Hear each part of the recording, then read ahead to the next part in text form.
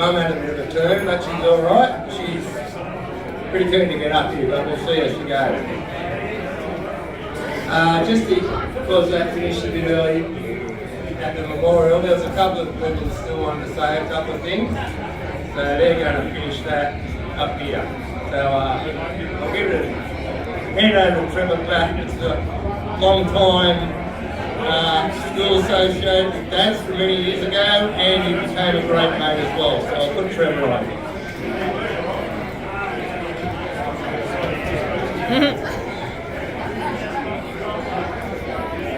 Thank you very much.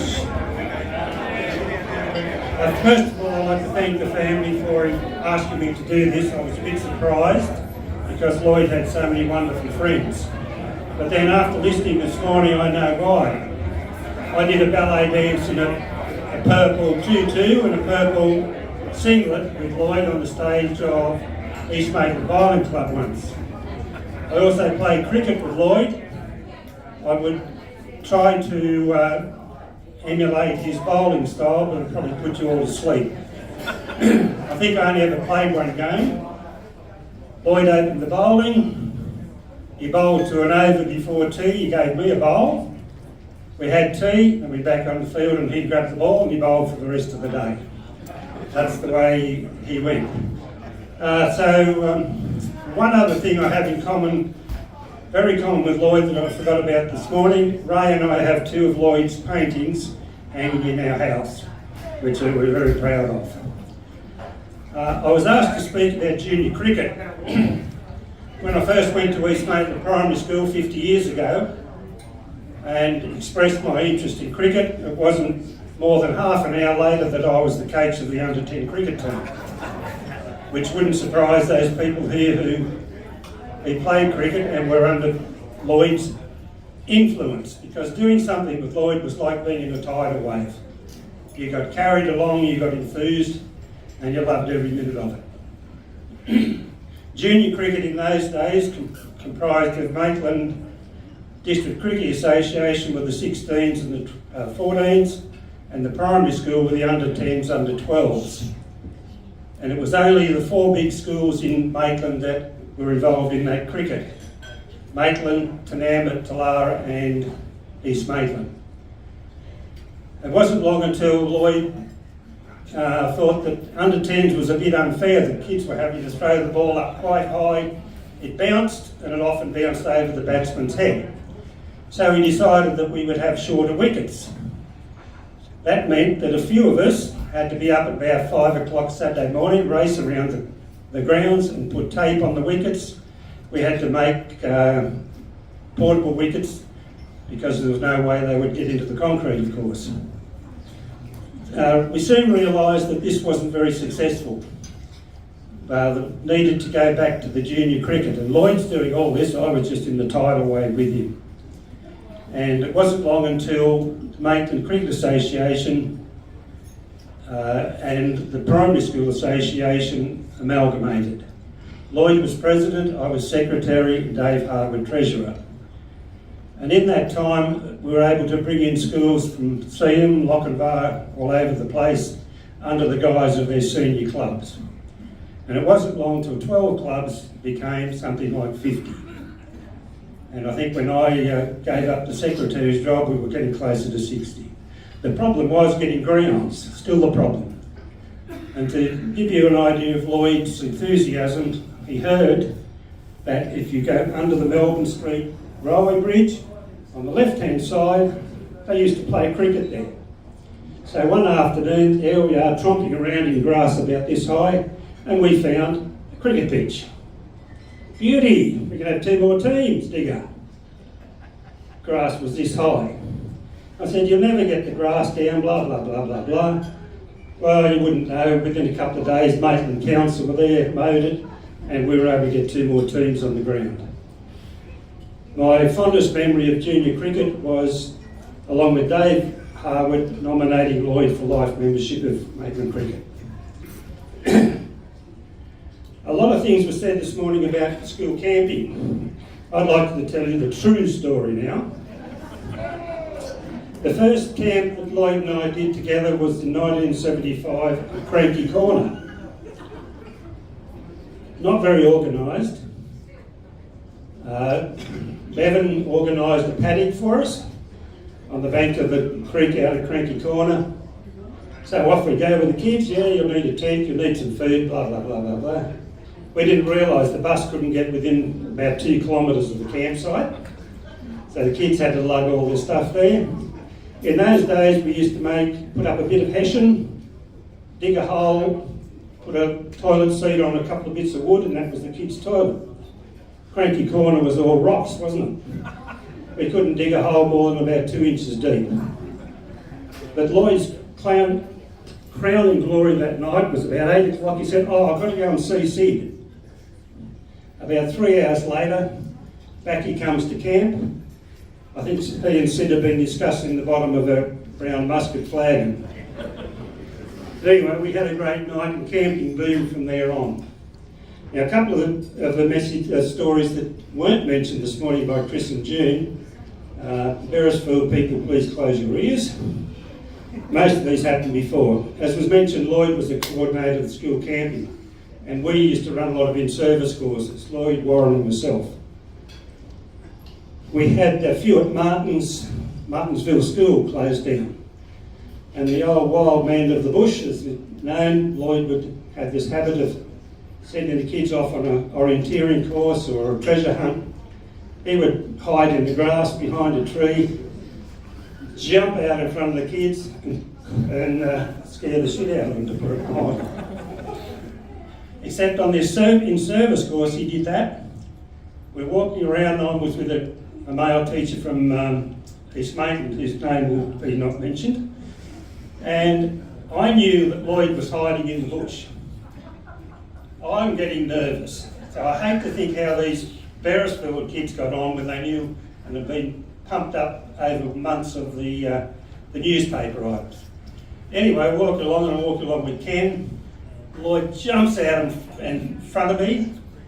All the kids, of course, flight. They turn and scream and run. Not Ken.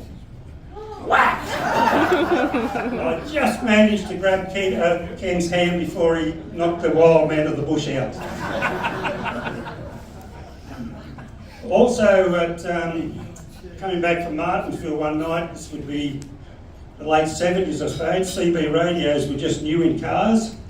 Lloyd had just put one in his long wheelbase Land Rover with the fairy overdrive. Don't forget the fairy overdrive. And we're heading back through Mulberry. Warren had his CB and he'd headed off towards Cessnock. He and Lloyd are yakking away, seeing how far this CB would work. I'm sitting in the passenger seat watching the white post go. I think he hit 4 of them. So it's not just mobile phones. And I'll just finish quickly with one last story, and it would have been most appropriate at Beresfield Primary because it finished in the Beresfield Primary car park. When Lloyd was principal, he couldn't go to all the camps as he wished, and as principal, he would often go up after school. He's travelling up to Mungo Brush to see the kids, and slithering across the road was a diamond python. Aha! I'll catch this diamond python and take it up and show the kids. Which he did. He put it in a bag, tied the bag, put it in the boot of Margaret's car, which he happened to be driving, gets up to Mungo, "Hey kids, come look at this, look at this." All the kids come stand around the back of the car, he opens the boot and pulls out an empty bag. The snake was no longer in the bag, somewhere in the car. So, out comes the seats, out comes the spare tyre, out comes whatever could be moved out of that car was removed. No snake. So, bit of a dilemma. This happened a few hours back, checking the car, no luck.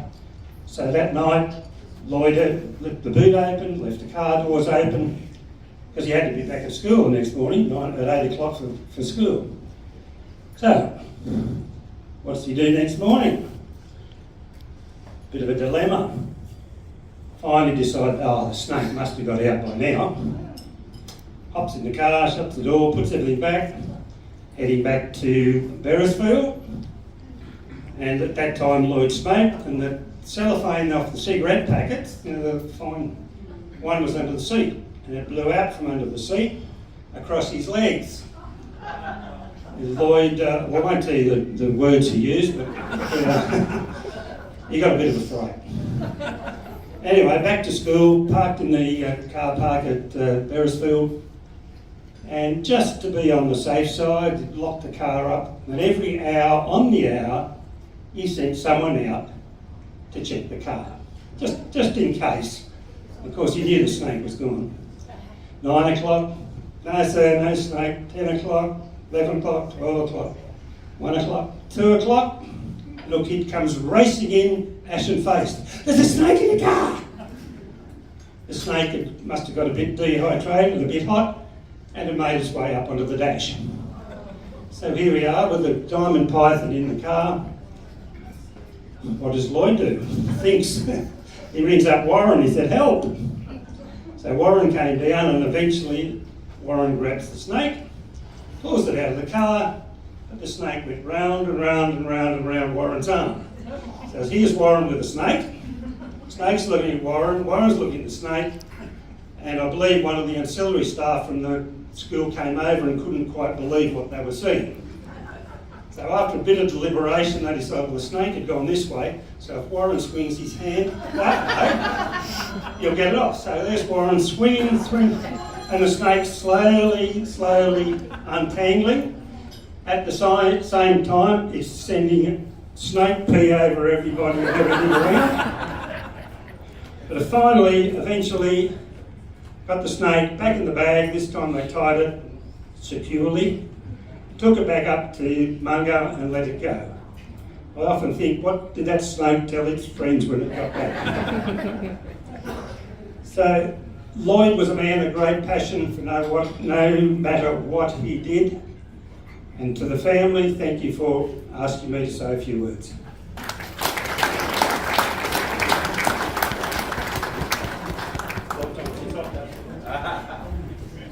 Thanks, Trevor. I remember that bloody Land Rover. I've still got a sore back from it. The ferry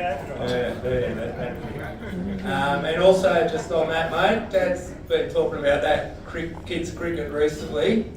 He was very proud of what you blokes did. He said the kids' cricket around here hardly ever existed until you blokes got hold of it. So well done, Trevor. I think Barb Barley might be here somewhere. Yeah, there's Barb, yeah. Mum and Dad have known Barb for quite a while, but in his retirement, Dad did quite a lot of travelling overseas with Barb, the super tour organiser, and I think she might be able to tell you a bit about it. Thank you very much. And thank you very much for asking me to do this. Well, it's now good afternoon, everyone, isn't it? And as just introduced, my name's Barbara Varley, and along with my husband Trevor, who I also lost a few years ago, we were very lucky enough to, in our retirement, become travel escorts, and it was for Jane Ryan Travel and Tour Hunters. Anyhow, it was in 2010 though that Lloyd and Margaret joined us for a trip. We were going to China. And that was when a really lovely friendship did start with Lloyd and Margaret, and it was the start of many holidays that we were to have together. Canada, Alaska, soon followed China. A few years later, Africa came, and in Africa we did visit. By the way, this only goes for 8 minutes, so you don't have to stand for it. In Africa, we visited Kenya, South Africa, Botswana, Zambia, and we had a stop over at Abu Dhabi on the way. Last but not least came Scandinavia, and there we did visit Norway, Denmark, Sweden, Finland, Estonia, and Tallinn's the capital of Estonia, and we had a really beautiful time there. And you know, I do know that travel talks can be awfully boring, especially when you haven't been to the places that I'm talking about. But just bear with me for a little while as I share with you all some of the really lovely places that Lloyd and Margaret did go to and loved.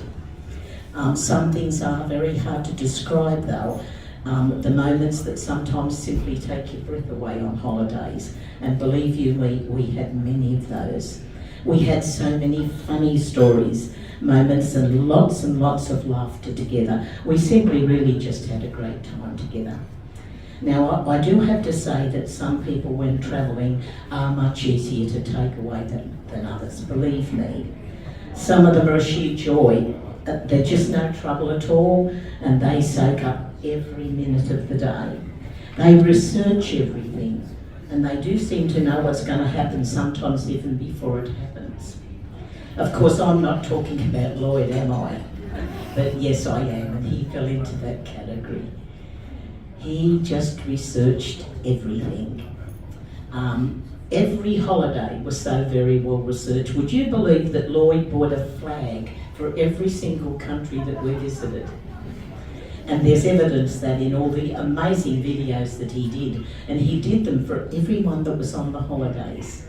But now just to share a few little things about the holidays. We'll start with China. Some of the lovely things we did there for anyone that's been. We walked the Great Wall of China, the amazing Forbidden City where there's 999.5 rooms. You can't have 1,000 because only the Emperor in heaven has them. We visited in Xi'an, the Terracotta Warriors. Then we went to a beautiful place called Shangri-La, and it's right on the Tibet border. But that's where the air there is very, very thin. And the whole group of us, Lloyd, all of us got on horses, and we rode up the mountainside. It was really great. But at one point we did find it very, very hard to breathe, and we all needed oxygen. They gave us a little tin with a funnel to breathe in, and I don't think it did very much for us. But we did have to get a little bit extra for Lloyd that day. And I think that's when I realised just how difficult it was for him to breathe. But that didn't stop him, not for 1 minute, and he never complained. I always had a get-together before our holidays, and one of the get-together for China, I said to them, don't you dare forget to pack an umbrella for China, because it gets so very hot in Tiananmen Square you could faint. Would you believe it snowed? It was the worst weather they'd had in 40 years. And about a month ago, I was with a group in Prague, and I posted on Facebook some of us walking through the snow, and Margaret replied back to me, Barb, I hope you took your umbrella.